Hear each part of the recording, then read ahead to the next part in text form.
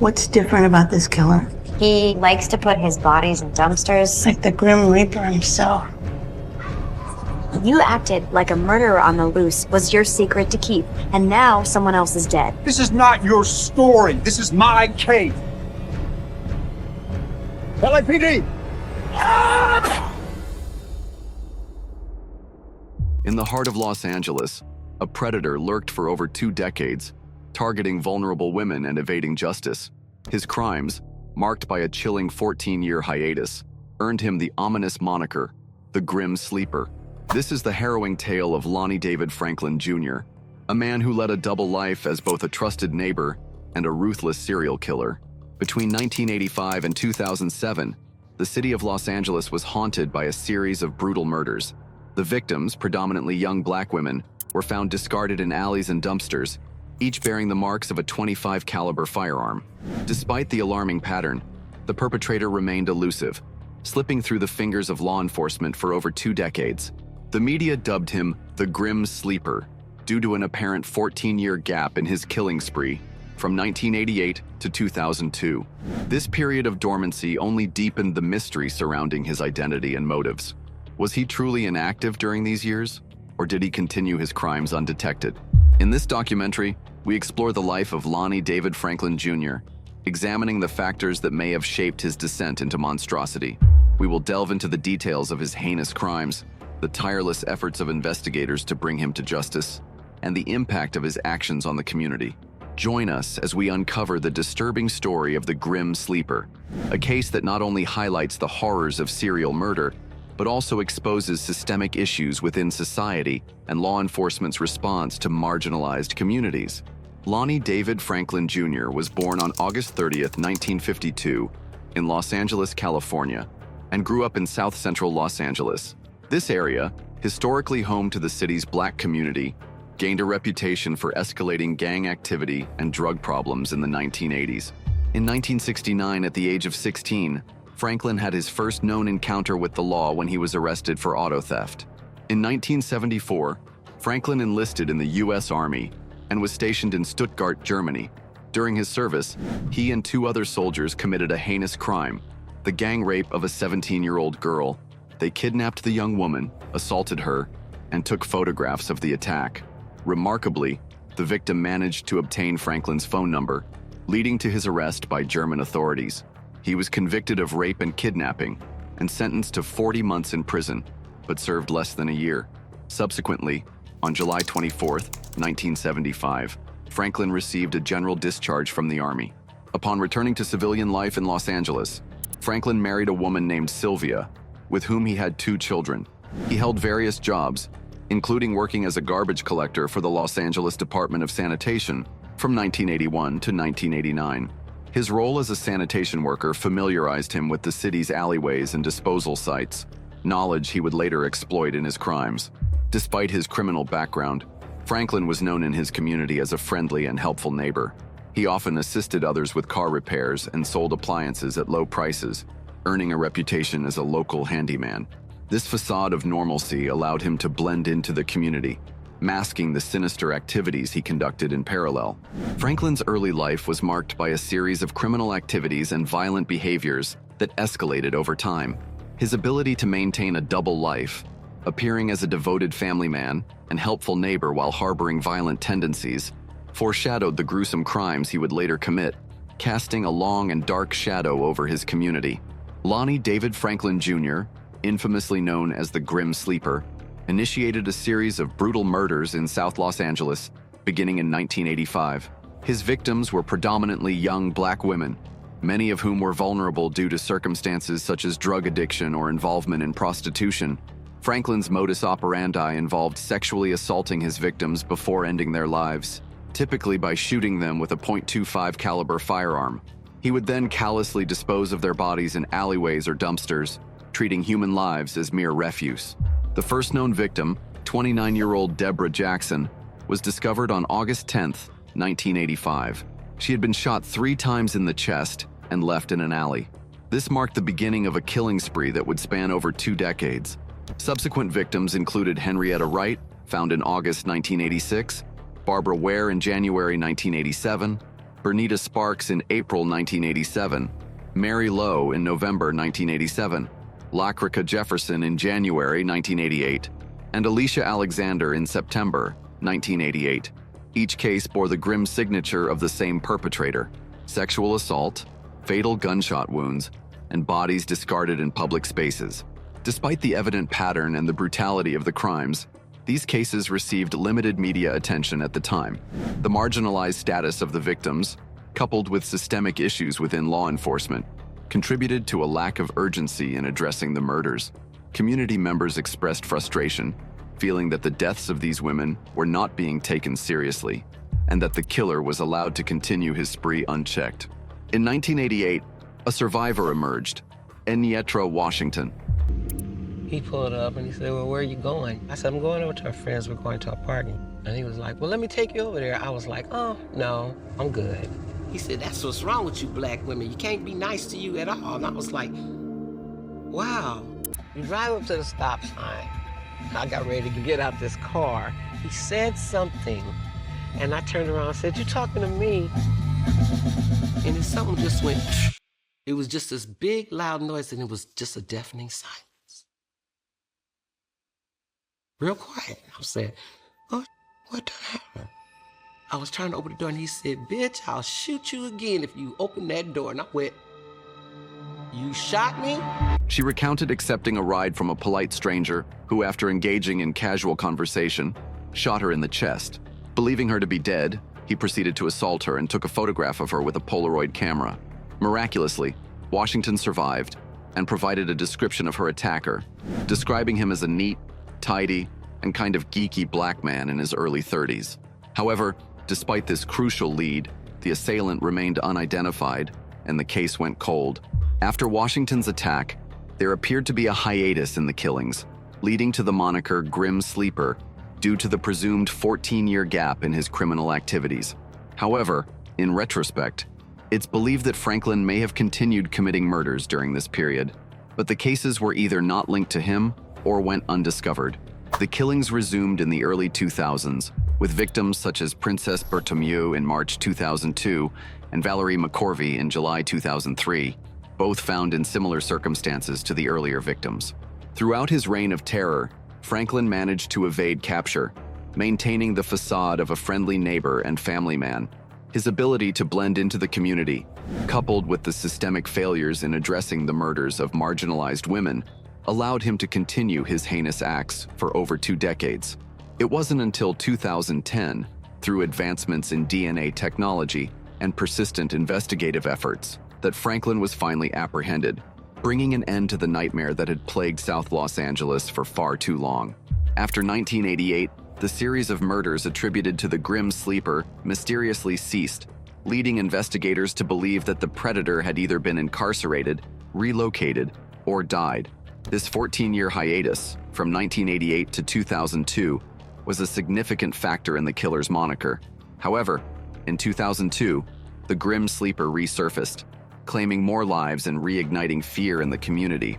The first known victim after the hiatus was 15-year-old Princess Berthomieu, whose body was discovered in March 2002. She had been strangled and beaten, a departure from the previous victims who had been shot. This change in modus operandi initially caused confusion among investigators. In July 2003, the body of 35-year-old Valerie McCorvey was found. She had also been strangled. The return of these brutal crimes sent shockwaves through the South Los Angeles community, which had hoped the nightmare had ended. The reasons behind the Grim Sleeper's extended hiatus remain speculative. Some criminologists suggest that significant life events, such as personal relationships or health issues, might have influenced this period of dormancy. Others propose that the killer may have continued committing crimes during this time, but the cases either went undiscovered or were not linked to him due to variations in his methods. The lack of concrete evidence during these years leaves a gap in understanding his criminal behavior. The resumption of the murders in the early 2000s presented both challenges and opportunities for law enforcement. Advancements in forensic technology, particularly DNA analysis, had progressed since the 1980s. Investigators revisited cold cases, comparing DNA evidence from earlier victims with that from the more recent ones. This process was instrumental in establishing a link between the murders before and after the hiatus, confirming that the same individual was responsible. Despite these technological advancements, the Grim Sleeper managed to evade capture for several more years. His ability to blend into the community, coupled with the initial lack of media attention and systemic issues within law enforcement, allowed him to continue his predatory activities.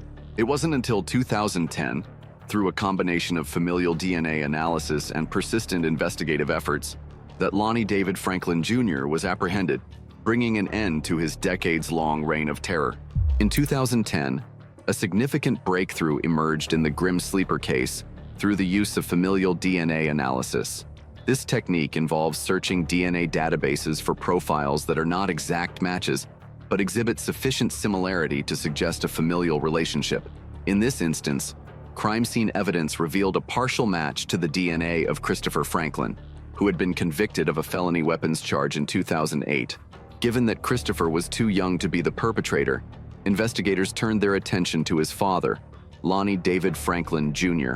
To obtain a direct DNA sample from Lonnie Franklin Jr. without alerting him, detectives initiated covert surveillance.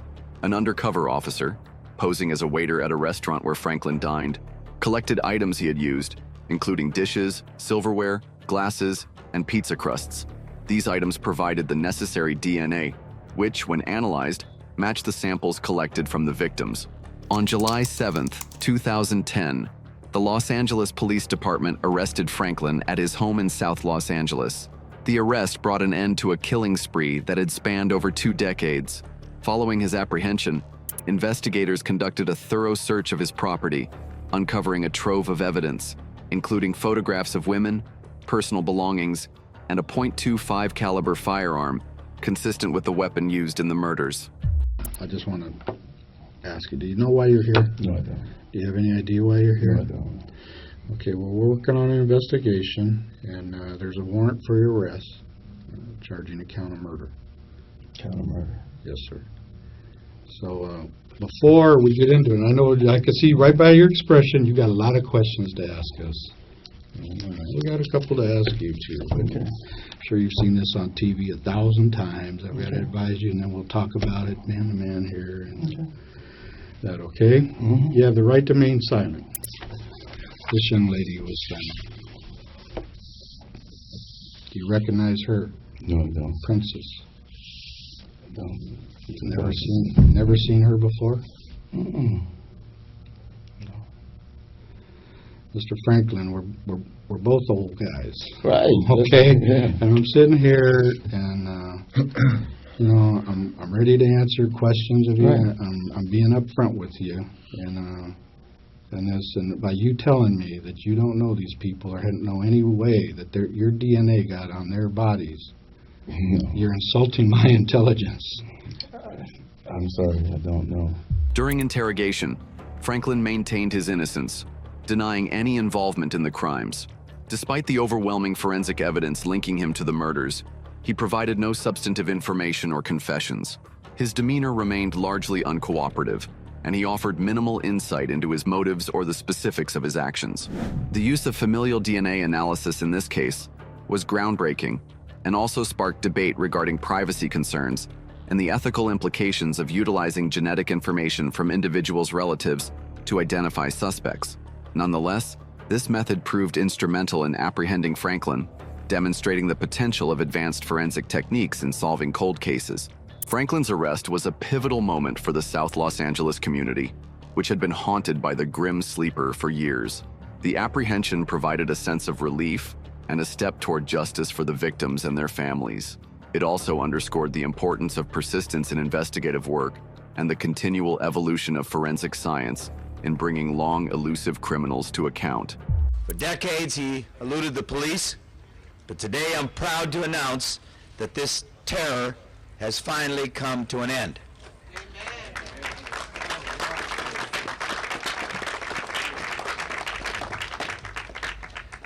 Thanks to the recent use of DNA evidence, and even more importantly, 2 decades of exhaustive detective work, 25 years of reviewing and re-examining evidence, tapes, and witness accounts, we have our suspect.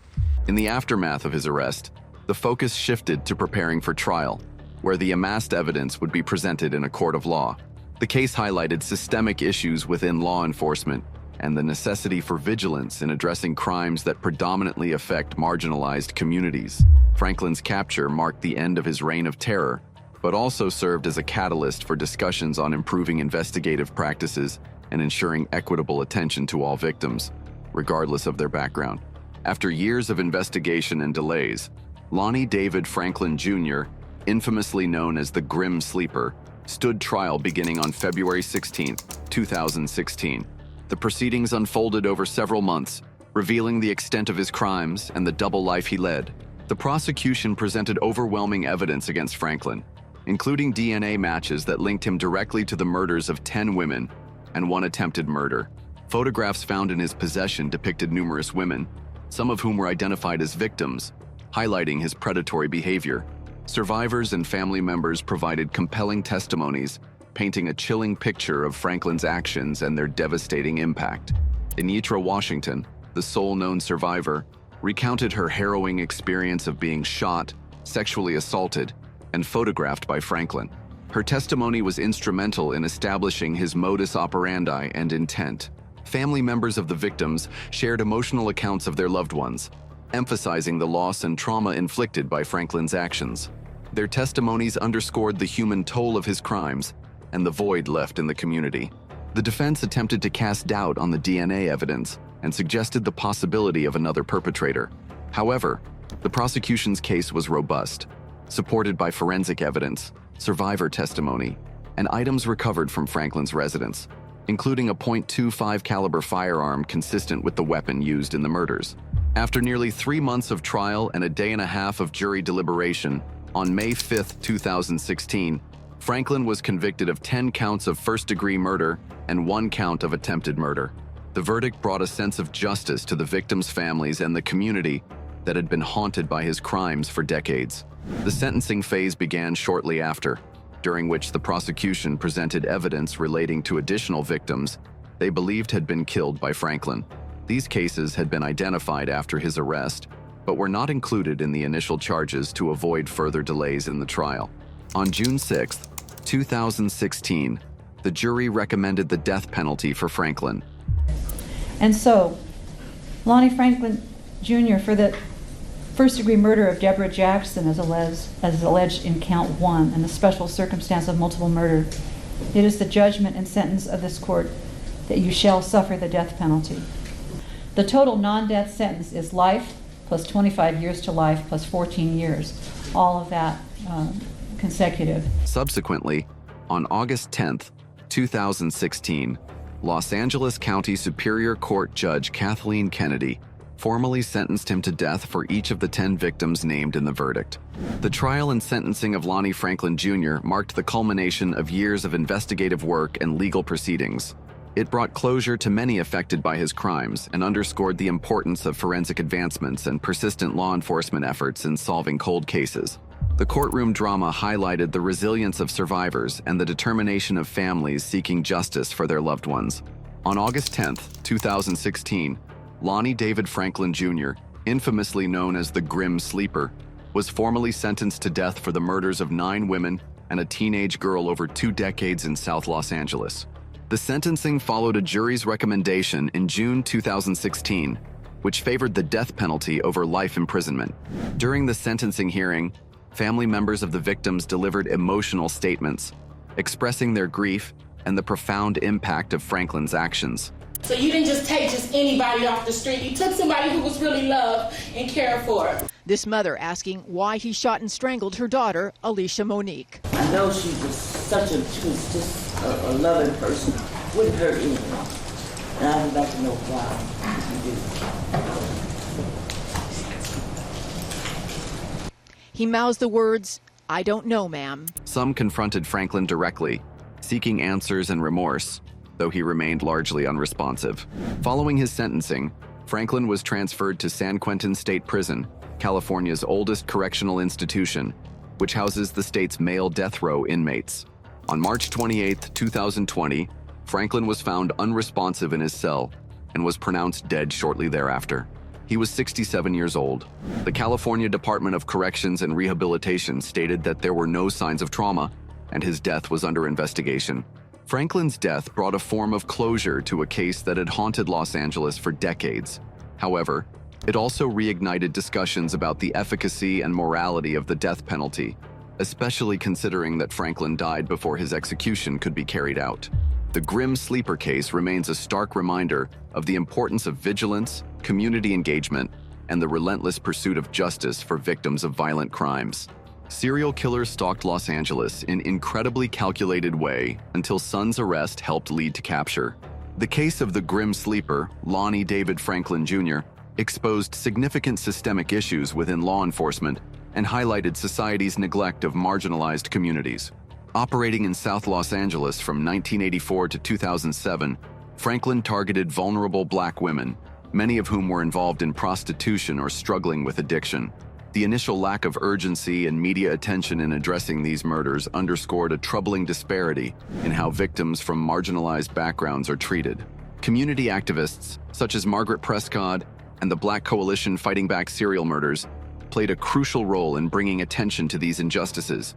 They criticized the Los Angeles Police Department, LAPD, for its delayed response and apparent indifference, contrasting it with the swift action taken in cases involving more affluent victims. Their persistent advocacy emphasized the need for equitable law enforcement practices and the recognition of every human life, regardless of socioeconomic status. The eventual apprehension of Franklin in 2010, facilitated by advancements in forensic technology like familial DNA analysis, marked a turning point. However, it also highlighted the prolonged period during which the perpetrator evaded capture, raising questions about the effectiveness of investigative approaches in marginalized areas. The case prompted calls for systemic reforms, including better resource allocation, improved community police relations, and the implementation of unbiased investigative procedures. The Grim Sleeper case serves as a stark reminder of the importance of vigilance, justice, and the inherent value of every human life. It underscores the necessity for systemic changes to ensure that all communities receive equal protection and that victims, regardless of their background, are accorded the dignity and justice they deserve. The legacy of this case continues to influence discussions on law enforcement practices, community engagement, and the imperative to address societal neglect of marginalized populations. Help us reach our goal of 10,000 subscribers. If you enjoyed this video, hit that subscribe button, turn on notifications, and share it with your friends. Your support means the world and helps us bring you even more amazing content.